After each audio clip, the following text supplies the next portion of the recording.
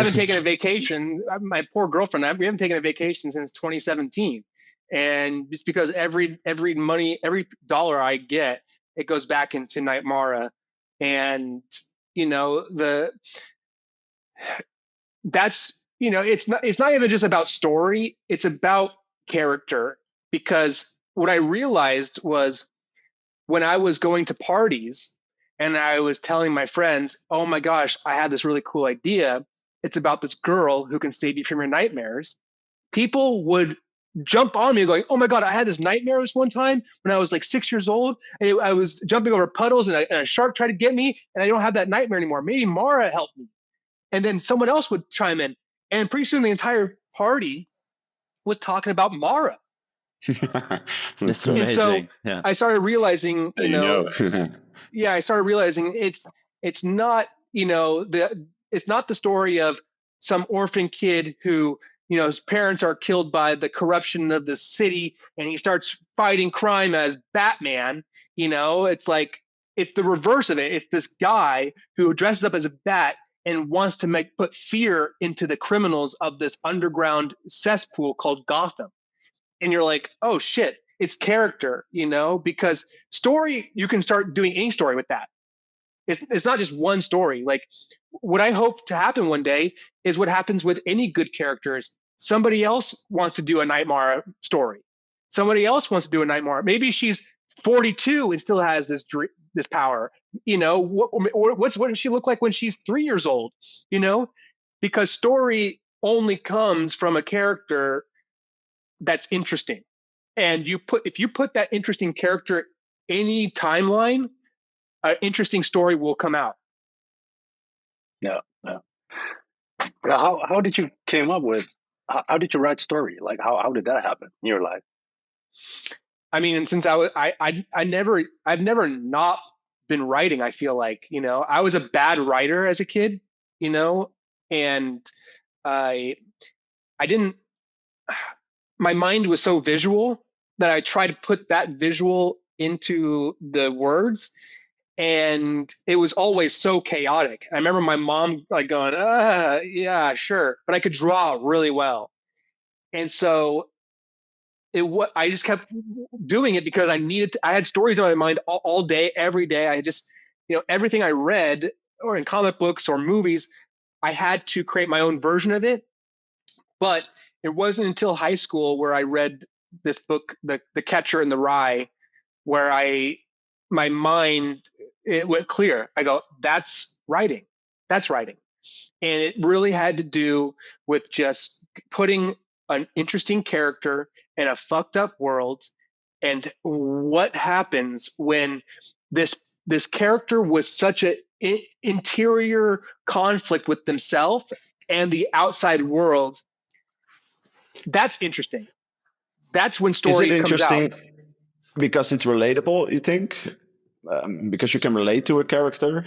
Yeah, totally. Because in the book, The Catcher in the Rye, there was something going on with this character. He doesn't tell you. He says the first line. He basically says, something really bad happened to me last summer, but I'm not really willing to tell you right now. And I'm like, okay. And then he starts talking about how he's frustrated with teachers. He's frustrated with his parents. He's frustrated with his friends. He's frustrated with everybody's a phony. So I'm like, okay, as a high schooler, I'm going, yeah, my teachers are phonies.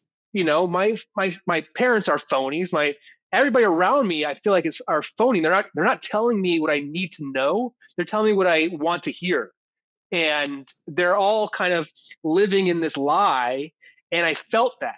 And so this book kind of opened me to going, writing definitely is to talk about the things that people aren't ready to talk about, and so that's the cool part of writing. It's like, if you're not willing to slash open your guts in front of people and have them read your most, embarrassing parts of you, then you're not really willing to tell a story, because it's only interesting when somebody tells you the most fucked up, embarrassing story that they've ever had, right? That's the cool part about life and stories is hearing something that maybe you shouldn't hear, but somebody's making it so interesting that you can't stop hearing it, you know? So have you put a lot of your own personal experience into NightMara as well? 100%. Because when I was writing NightMara to be a television show, I wrote a really great script, a really good 30-page television script that I showed a lawyer. That lawyer passed it on to a manager. That manager passed it on to an agent, and we formed a team, and we did the whole traditional go to Hollywood, have meetings, do that whole situation, right? But then I saw the ugly side of this business, which is they wanted to steal it from me for $10,000 and remove me from it. Wow. Not only did I get one offer like that, I got 3.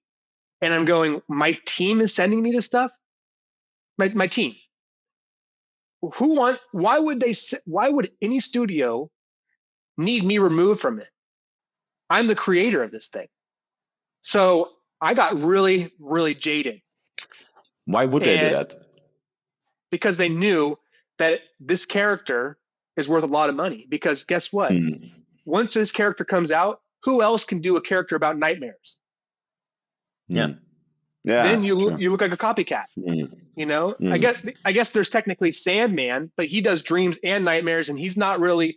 It's just he's almost like a omniscient character. He's not really trying within each individual story, like really trying to include himself into it. He's more of like just this kind of almost a passive character. So I knew they could see the dollar signs in owning this whole world of the nightmare realm. And so I got really jaded from this. And I was like, no one's going to fucking help me. This is a good idea. I'm a good creator. I'm a very polite person. I love collaborating with people. If I need to change something, yeah, if it makes sense, let's do it. But man, you want to remove me from this thing? Fuck you. And so I got really angry. And I'm like, okay, guess what?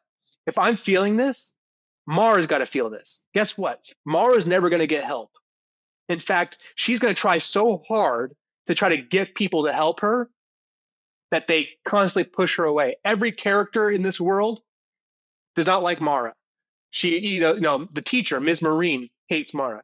The mayor is going to hate Mara. In fact, he's going to do his whole campaign against her. You know, the homeless man, the Vietnam War vet, is constantly an antagonist to what Mara needs, no matter what she's trying to do, whether it's get home on time or try to save somebody out there is going to stop her. So the real world is the nightmare realm for her too. And so I was like, that's the conflict I need. Every character is an antagonist to the other character, right? So we have Ms. Marine, the teacher, who loves the mayor, but Mara stops that and is going to kind of maybe give conflict to that. The mayor is trying to raise money to save the people who are in these comas, but Mara is going to be the antagonist to that goal. So every character has their own goal. They're their own protagonist, but they're their own antagonist to each other. So everybody is like, it's like chess. Every move you make has a direct consequence with the other character. So I was like, yeah. It's pretty interesting because somewhere in there, it also feels like her normal life is her nightmare. And when she steps into the nightmare, okay, I got it. All right. Yes. Yeah. Yeah, that's pretty interesting. That's cool.